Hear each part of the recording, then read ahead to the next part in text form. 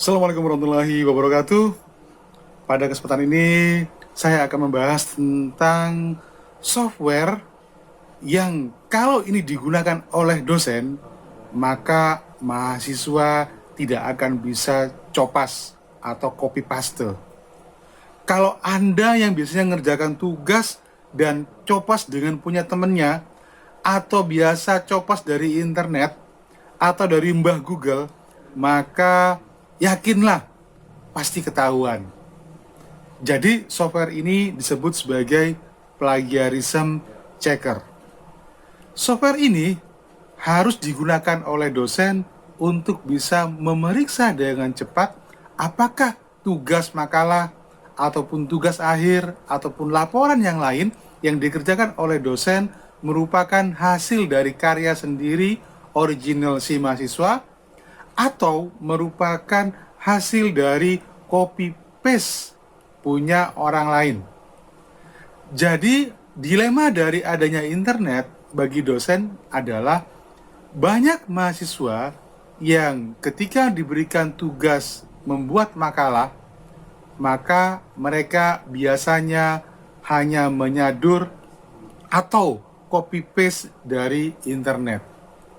Seharusnya mahasiswa ketika diberi tugas makalah atau diberi tugas untuk membuat sebuah karya tulis ilmiah, maka si mahasiswa membaca begitu banyak bahan, kemudian menuangkan bahan-bahan tersebut menurut bahasa, menurut kalimat-kalimatnya sendiri. Ya. Tetapi kalau Anda hanya blok, Ctrl A, Ctrl C, Ctrl V, atau copy dan paste, maka yang terjadi berikutnya adalah bahan tersebut dianggap sebagai plagiarisme atau mengambil hak ya orang lain, mengaku sebagai haknya sendiri. Baik. Nah, di kampus-kampus luar negeri, software-software ini sudah digunakan oleh dosen untuk bisa memeriksa apakah tugas makalah yang dikerjakan oleh mahasiswanya merupakan tugas yang original atau tidak. Tetapi memang di Indonesia software ini masih jarang digunakan oleh dosen. Jadi Anda merasa aman? Tunggu dulu ya. Karena sekarang kampus-kampus di Indonesia pun sudah diwajibkan untuk menggunakan plagiarism checker untuk memeriksa apakah makalah yang dikerjakan oleh mahasiswa, terutama tugas akhir, tesis, disertasi, ataupun jurnal ilmiah, harus dicek menggunakan software plagiarism checker. Salah satu software yang paling terkenal dan mahal, ya, tetapi memang ampuh dan biasanya digunakan sebagai syarat untuk publikasi jurnal adalah Turnitin. Ya, saya nggak tahu bacanya gimana, tapi tulisannya Turnitin gitu ya. Jadi semboyannya adalah Education with Integrity. Your culture of academic integrity begin with Turnitin. Jadi software ini sebenarnya digunakan untuk bisa ya memeriksa apakah sebuah makalah itu memiliki ya tingkat kesamaan atau similarity dengan apa yang sudah ada di internet atau tidak, atau di publikasi yang lainnya atau tidak. Saya coba untuk masuk di sini. Jadi saya pakai email saya, kemudian saya coba login.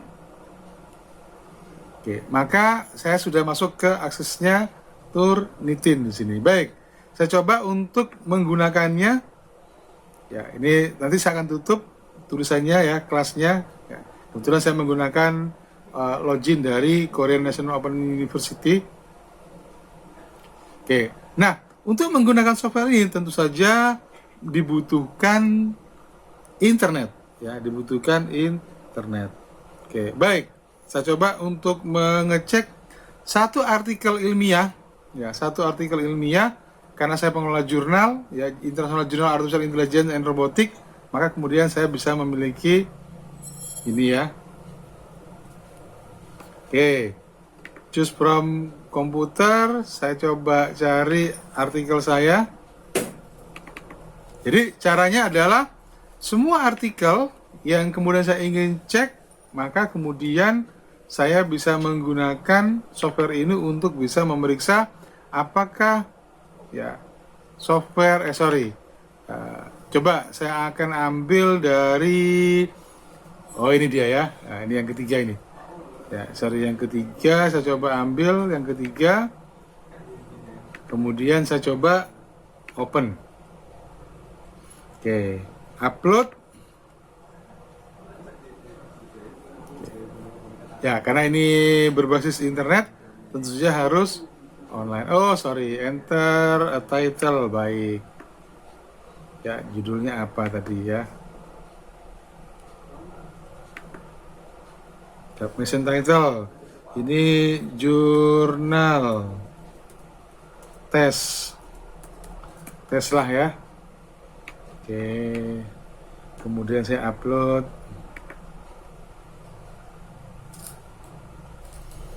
Ya, selain Turnitin, oke, kita tunggu karena dia take time juga. Sebenarnya internetnya cukup lumayan, ya. Tapi pasti juga take time juga. Oke, sudah uploading. Nah ini, ya, dia akan melakukan proses upload, kemudian dia akan melakukan proses checking, ya. Baru kemudian hasilnya kita akan bisa. Ya. Nah ini, jadi apa sih isinya? Oke, filenya ini 8 halaman, berapa karakter, berapa ini dan seterusnya. Ya. Oke. Please confirm that this is the file would you like to submit. Yes, oke. Ya, ini kita periksa dulu. Ya, apakah benar? Ini oke, kalau sudah yakin ya sudah confirm saja ya. Ini Turnitin ini. Ya, oke, kemudian ya. Ya.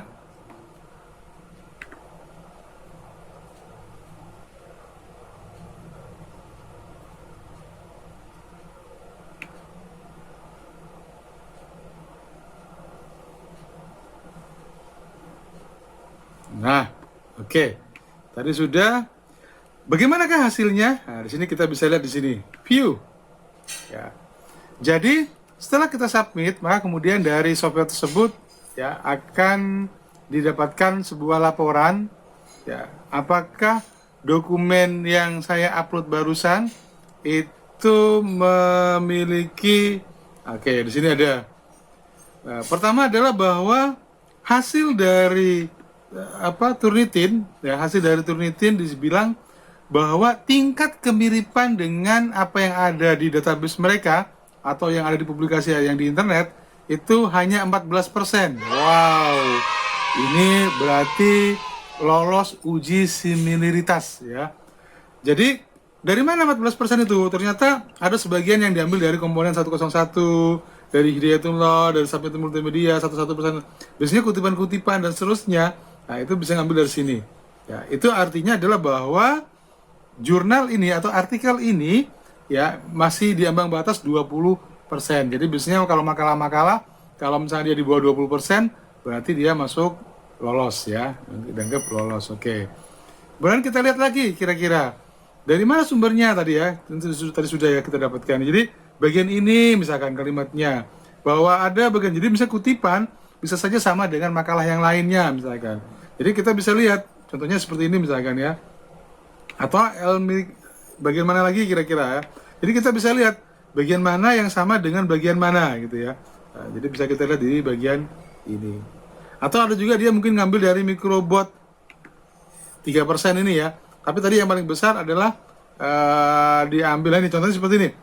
Jadi dia ngecek per kalimat ya. Kalau ada kalimat yang sama dan seterusnya. Itu mengapa kalau misalkan dalam sebuah makalah kalau kemudian ketemu kalimat yang sama, supaya kemudian dia bisa di bawah 20%, maka bisa saja kemudian kalimatnya dibikin parafrase, diparafrase, atau ditulis ulang menurut kalimat kita sendiri. Ya, oke, ini 3%. Yang lainnya saya kira masih kecil-kecil ya. Oke, ini berarti masih cukup bagus ini. Oke. Kemudian apa lagi kira-kira? Filter and setting. Oke, mungkin juga bisa juga kita exclude, misalnya biografinya nggak usah, code-nya nggak usah ya, dan seterusnya, sehingga kemudian kita bisa mendapatkan informasi ya. Jadi kalau misalnya kita lihat pada bagian ini bahwa hasilnya, oke, kita download ya, digital original submitted. Oke. Nah, itu Turnitin ya. Jadi mahasiswa, kita lihat nih makalahnya mahasiswa, ada nggak yang kira-kira TA-nya mahasiswa yang juga mengalami hal yang sama gitu ya. Baik, ini saya simpan dulu. Saya coba panggil satu lagi. Ya, satu lagi, saya coba submit satu lagi, yaitu oke. Namanya ini adalah TA ya. Saya coba. Ada seorang mahasiswa yang dia mengirimkan tugas akhir. Ya, kemudian saya coba TA-nya mahasiswa. Saya lupa di mana, tapi kalau nggak salah di download. Ah, ini dia. TA. Ya, ada tugas akhir mahasiswa. Saya coba upload. Nanti kita lihat berapa prosentase. Jadi kalau Anda ngerjakan tugas akhir, jadi kalau semua dosen pembimbing ya ataupun prodi mengharuskan sebelum mahasiswa ujian tugas akhir kemudian dia harus lolos plagiarism checker 30%, ya 30% sajalah. Maka kemudian dia baru boleh ikut ujian misalkan. Tujuannya untuk apa? Supaya hasil karya tulis ilmiah mahasiswa itu tidak ambil ya, tidak copas dari internet. Karena sekarang banyak sekali TA tugas akhir mahasiswa itu yang dari repository kemudian tinggal di download lengkap ya. Kalau dosen tidak teliti atau prodi tidak teliti, maka ini akan menghancurkan kredibilitas dari ya sebuah institusi pendidikan. Baik, sambil menunggu, selain Turnitin ada lagi yang namanya plagiarism checker X ya. Ini pun sebenarnya sama ya, sama juga. Coba kita lihat sekarang karena kita bisa bandingkan nanti ya, apakah hasilnya. Jadi kalau yang ini kebetulan gratisan, tapi kalau misalkan mau bayar, nah, maka baru kita bisa ya, nih coba kita lihat.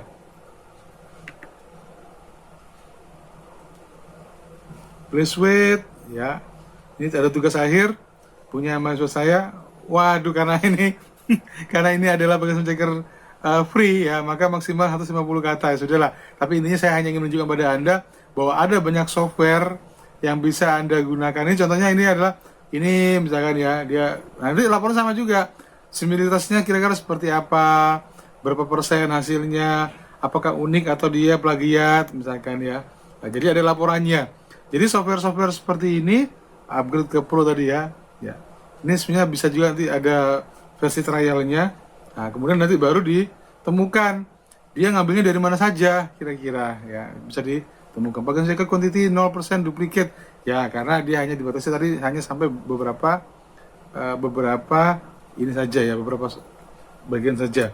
Baik, saya akan kembali ke Turnitin. Oke, ini tadi ya yang TA tadi. Ya, kita lihat. Oke, confirm. Wah, sampai lupa ya kalau harus kita confirm.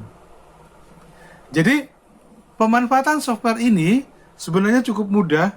Kenapa mudah? Karena kalau Anda perhatikan, Anda hanya tinggal login, kemudian upload, kemudian ada beberapa opsi ya, apakah misalkan tadi bibliografi, kutipan di exclude, artinya tidak dihitung juga. Kemudian hasil reportnya tinggal dilihat. Ya, kenapa? Karena biasanya pada plagiarism checker seperti ini, seperti Turnitin maupun plagiarism checker X, mereka akan menunjukkan misalkan yang 3% itu, yang 10% itu diambil dari mana saja, misalkan ya. Kalau misalkan pada bagian-bagian tersebut itu masih masih wajar, di bawah 20% itu masih diperbolehkan. Ya. Oke.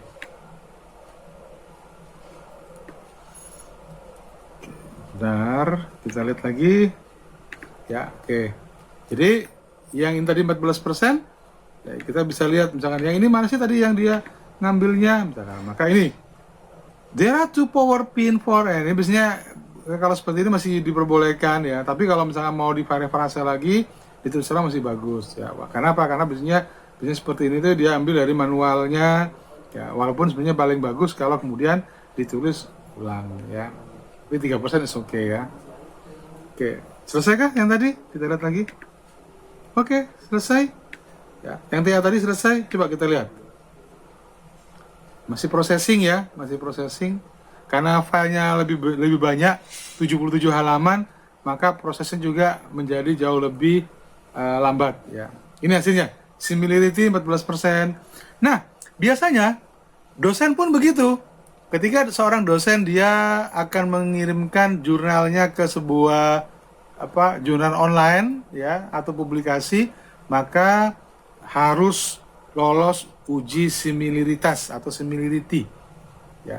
Jadi harus dia mensubmit dulu ke dicek dulu ke sebuah software plagiarism checker, baru kemudian kalau memang misalkan hasilnya sesuai dengan di bawah ambang batas yang ditentukan yang disyaratkan oleh jurnal, maka biasanya baru diterima ya. Tentu saja untuk direview ya materinya. Jadi awal mulanya adalah ini dulu, similaritas dulu ya, sebelum sampai pada kemudian softwarenya sendiri ya. Ya, oke, masih proses cukup lama. Oke, saya tinggal dulu. Ya, baik. Jadi, ya ini sekali lagi karena saya pakai kalau yang ini Anda bisa lihat sebenarnya mana yang paling mudah. Saya pernah dapat yang versi trialnya, untuk yang ini sebenarnya sama-sama mudahnya juga ya. Karena yang ini versi baru. Saya waktu itu pakai versi desktop juga. Kemudian tinggal kita paragraf atau apa yang kita misalnya mau cek ya untuk tugas mahasiswa yang lainnya. Bisa juga nanti bisa digunakan untuk membandingkan kalau misalnya tugas mahasiswa dimasukkan semua, kemudian dibandingkan kira-kira siapa mencontoh punya siapa. Nah, itu juga bisa ditiru. Nah, baik, kita kembali ke plagiarism checker X ya. Di sini ada selain online plagiarism checker ya yang digunakan untuk bisa membandingkan dengan dokumen yang ada di internet, maka ada juga side by side comparison. Side by side comparison itu prinsipnya adalah kalau saya punya dua source, misalkan ada makalah ya, maka kemudian apakah keduanya itu mirip ya atau saling copy atau tidak, misalkan. Maka tinggal diimport yang pertama, diimport yang kedua, maka kemudian kita akan langsung bandingkan secara dokumen ke dokumen ya. Sehingga nanti akan ketemu apakah terjadi duplikasi. Kalau sampai misalkan 100%, berarti biasanya makalah kalau mahasiswa copy paste dari temennya cuma ganti NIM sama nama doang, maka pasti kalau menggunakan software seperti ini itu akan ketahuan ya. Jadi ini yang bisa digunakan pada plagiarism checker X ya, yaitu selain online juga bisa side by side comparison ya, atau juga untuk mencari hal yang lain lagi ya, dari satu ini kira-kira atau dari one to many atau juga many to many gitu ya. Jadi kalau pada bagian ini saya akan mencari misalkan dokumen ini kira-kira, nah ini ada banyak sekali source-nya, misalkan dari satu folder yang dibandingkan dengan isi folder yang lainnya. Nah ini dua ini yang biasanya bisa digunakan oleh dosen untuk bisa mengecek ya, plagiarism checker ini untuk mengecek apakah makalah mahasiswa itu tugas-tugas yang dikumpulkan itu adalah hasil dari copas atau tidak antar teman ya. Selain juga bisa digunakan untuk mengecek apakah makalah tersebut itu diambil dari internet atau tidak ya. Oke, baik, terima kasih. Assalamualaikum warahmatullahi wabarakatuh.